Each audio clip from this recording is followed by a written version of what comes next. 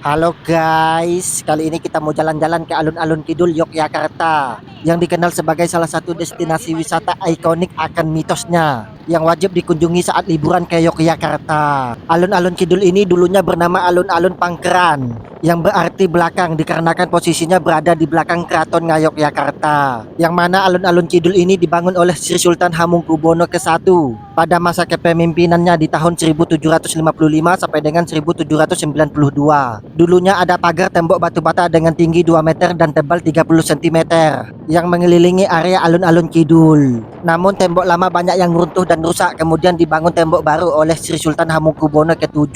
Fungsi utama alun-alun Kidul ini dulu adalah tempat latihan prajurit keraton serta sebagai tempat pemeriksaan pasukan menjelang upacara grebek, dan juga digunakan sebagai tempat pemberangkatan jenazah sultan yang wafat saat melewati antara dua pohon beringin, kemudian melewati Plengkung Niribaya menuju ke pemakaman yang ada di Imogiri.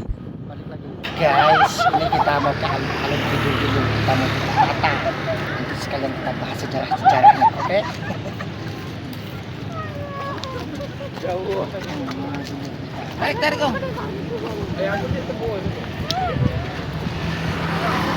Kita ya. Kita mau nyoba tutup mata dulu guys, kita mau nyoba ke peruntungan.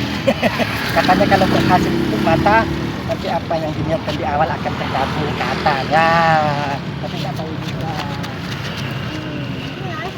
Kita mau nyoba ke peruntungan.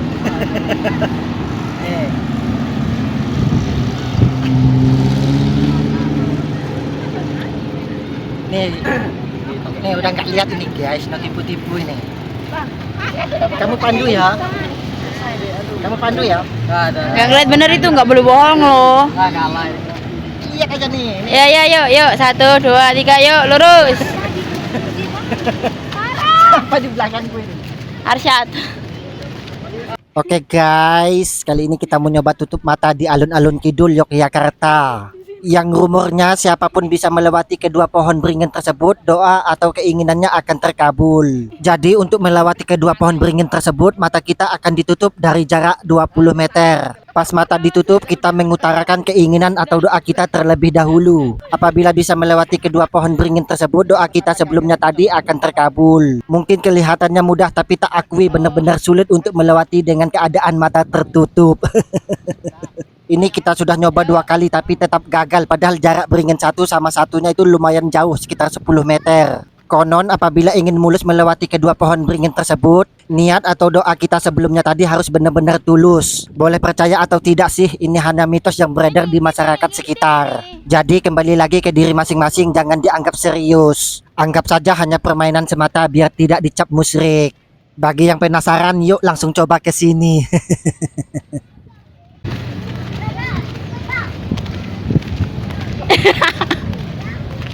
Oke guys, sudah 2 kali gagal, udah memang belum untung, memang belum bersih niat kita. Oke, kita mau lanjut bahas sejarah yang ada di alun-alun Kidul ini. Kali ini kita mau bahas mitos yang beredar di masyarakat sekitar tentang alun-alun Kidul Yogyakarta ini. Yang pertama, tradisi masangin yang dulu digunakan prajurit keraton untuk melatih konsentrasi dengan cara berjalan di tengah antara 2 pohon beringin kembar dengan keadaan mata tertutup. Ritual ini bertujuan untuk mencari berkah serta untuk meminta perlindungan dari serangan musuh.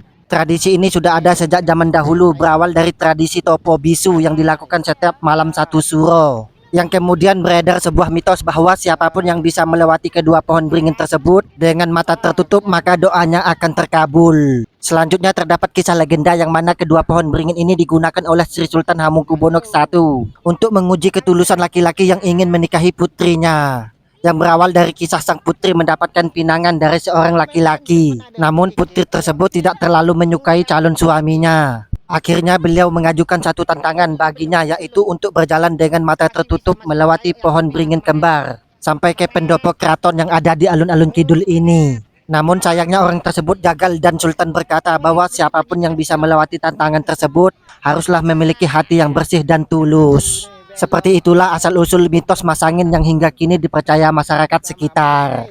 bahkan menjadi mitos yang paling ikonik yang terkenal tentang alun-alun kidul Yogyakarta ini. Selanjutnya mitos yang mengatakan bahwa pohon beringin kembar ini merupakan gerbang komunikasi antara Raja Keraton Yogyakarta dengan Ratu Laut Selatan. Meskipun kita semua tidak mengetahui kebenarannya, namun mitos tersebut menjadi bagian tak terpisahkan dari pohon beringin kembar yang ada di alun-alun Yogyakarta ini, sekaligus menjadi daya tarik wisatawan lokal maupun mancanegara. Mitos selanjutnya mengatakan bahwa di tengah pohon beringin ini terdapat jimat tolak bala untuk mengusir musuh. Konon pada masa penjajahan ketika tentara koloni melewati tengah pohon beringin tersebut, maka kekuatan mereka langsung hilang. Dari sinilah muncul kepercayaan bahwa siapapun yang berhasil menyeberangi kedua pohon beringin tersebut, maka ia mampu menolak bala. Mitos selanjutnya, pohon beringin ini dulunya digunakan untuk menghilangkan niat jahat atau buruk seseorang. Jadi kalau ada tamu yang mau masuk ke keraton harus melewati kedua pohon beringin tersebut. Kalau masuknya lewat belakang keraton, maka harus melewati kedua pohon beringin yang ada di alun-alun kidul. Sedangkan kalau masuknya lewat depan keraton, maka harus melewati kedua pohon beringin yang ada di alun-alun utara. Oke, itulah mitos-mitos dan legenda yang beredar tentang alun-alun kidul Yogyakarta ini.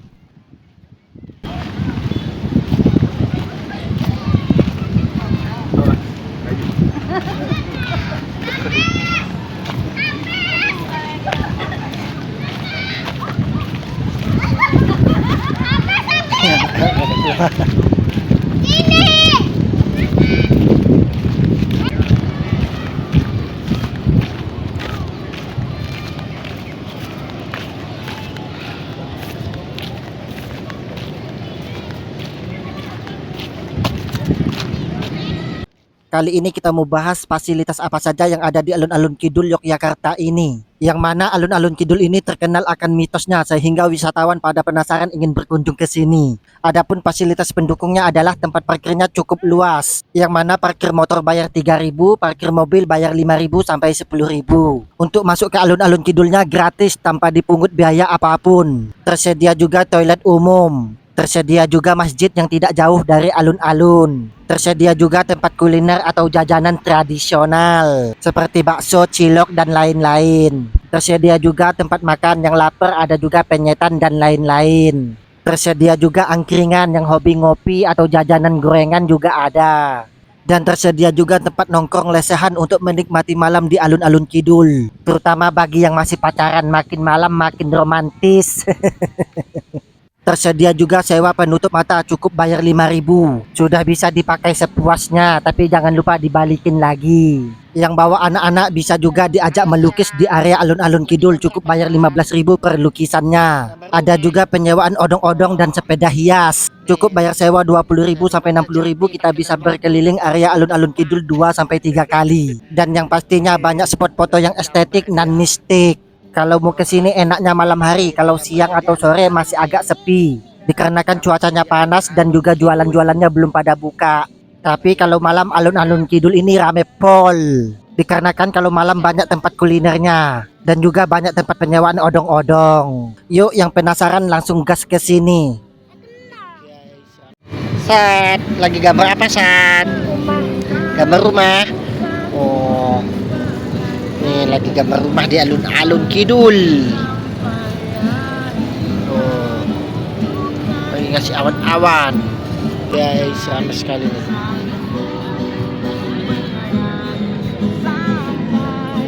Mama kena. Tuh ada bule-bule juga tuh. Lagi pada tutup mata. Oke, sudah dulu guys. Dadah, see you. Oke guys, kali ini kita mau lanjut lewat ke Benteng Baluwarti. Benteng Baluwarti ini digunakan sebagai benteng pertahanan untuk melindungi bangunan inti keraton dari serangan musuh.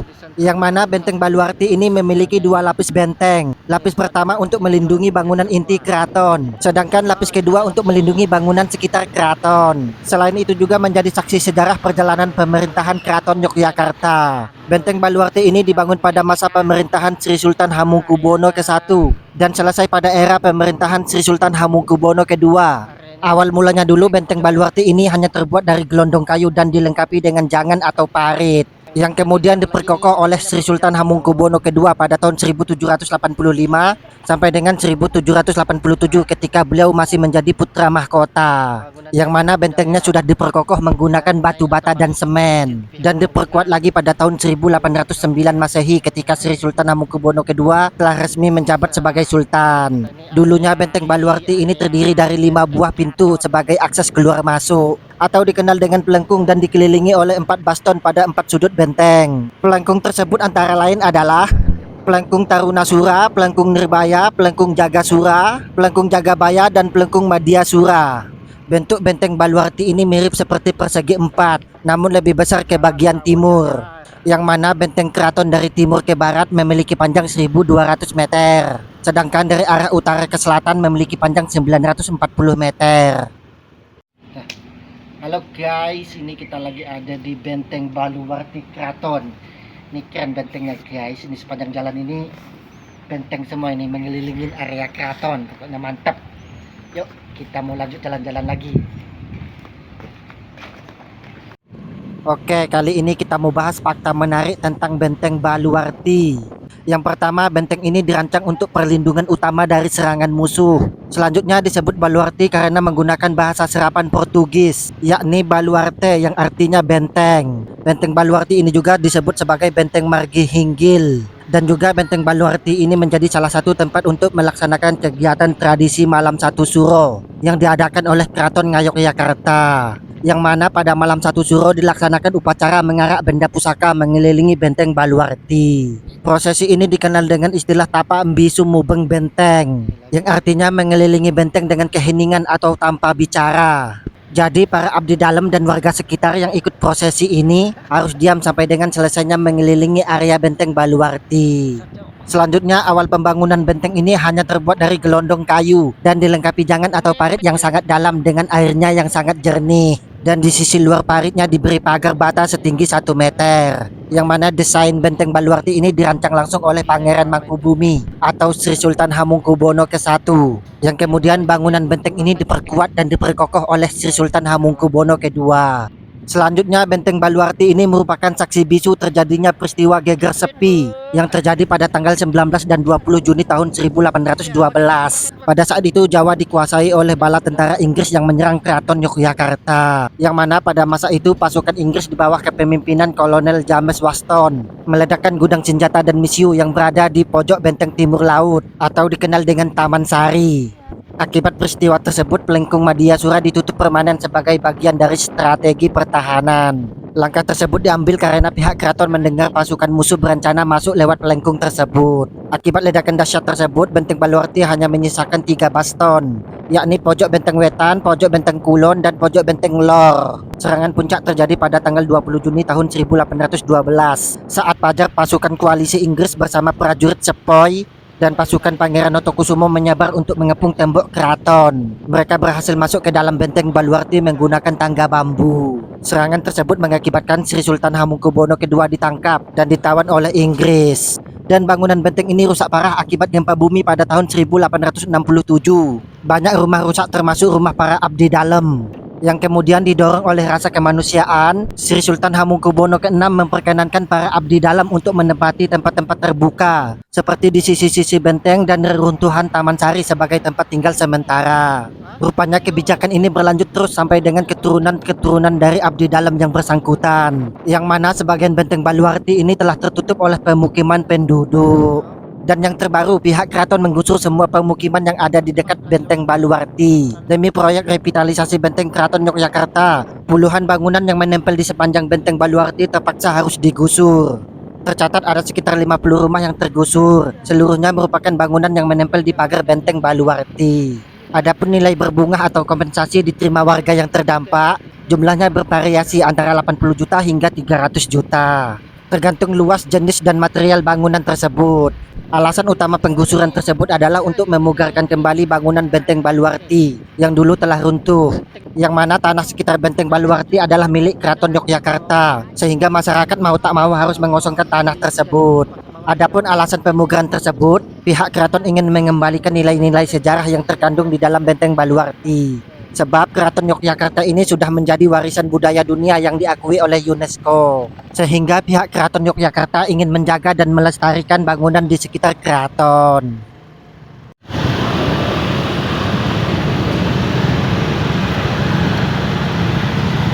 Apa ini? Lord.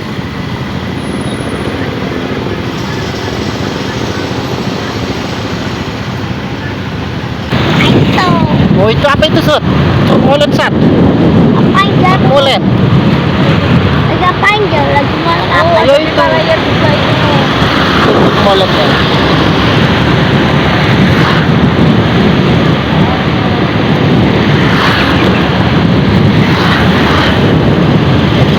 Terus kita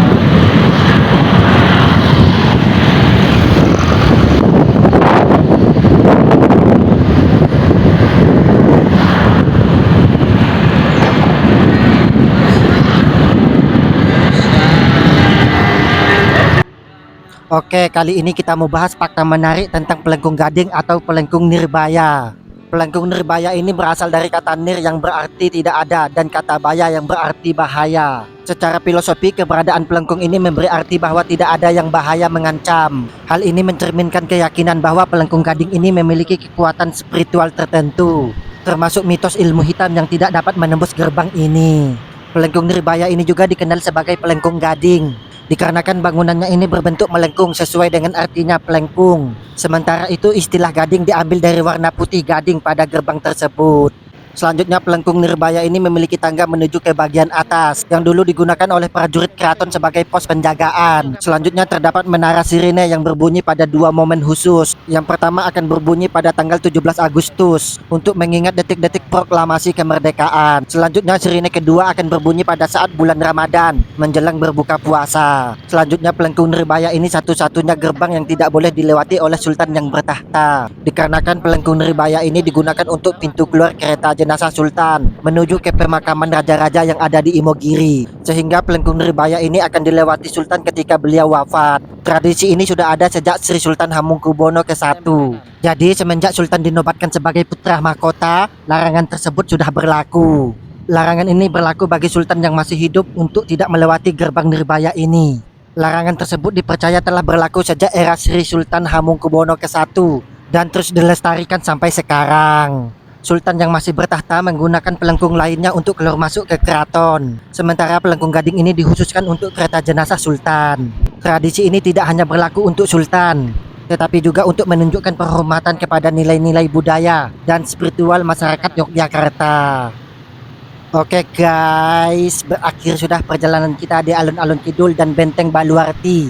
Jangan lupa subscribe, like, share, and comment ya guys, biar tambah semangat buat konten-konten selanjutnya. Oke, dadah, see you. Halo guys, ini kita lagi di JCM kita. Dadah.